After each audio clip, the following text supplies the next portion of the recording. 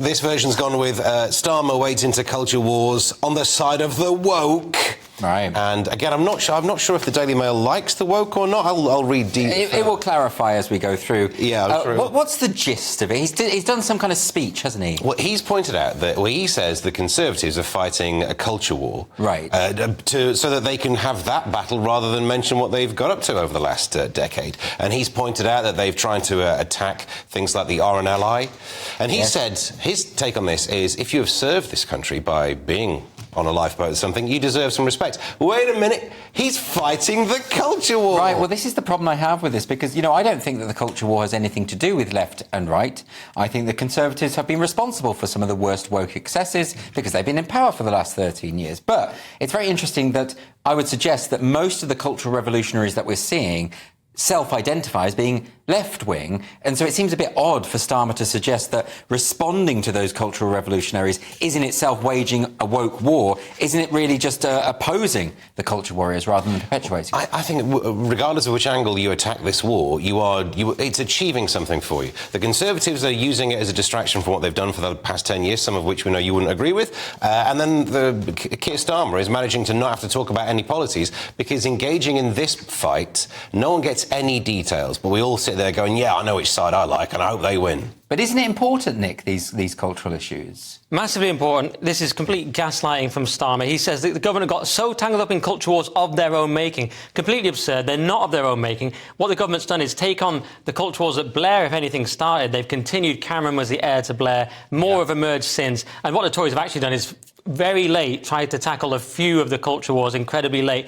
And it's complete gaslighting from Starmer. It reveals what kind of government Labour's going to be. Remember, Starmer is a Pabloite, which is a subset of Trotskyism. He's a far lefty at heart. This is why he's gaslighting on important things. It's like we're in the Bolshevik Revolution. He's going, oh, stop going on about Lenin.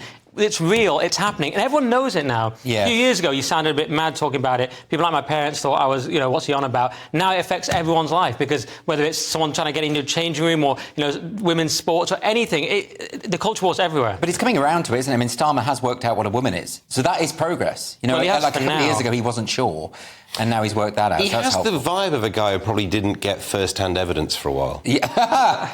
That's very a bit below the belt. Well, quite literally. I think Nick has got a point that really it's a bit rich coming from Starmer, and because clearly when it comes to the culture war issues, Labour are going to make things worse. I know you're a bit of a fan, Steve, but surely you must see that they're going to make things even worse. It's not about being a bit of a fan. It's more about being able to take a step back and look at the other things I don't like. So It's not just going, wait a minute, this headline's got Keir Starmer in it, I must hate it. I think you're right to say, look, some of these things are also the responsibility of the Tories. Whether things are going to be worse under Labour, I mean, I don't think I can disagree. Is criticising the RNLI even a culture war issue, Nick? No, that's very strange. He even goes as far as calling that a kind of weird McCarthyism.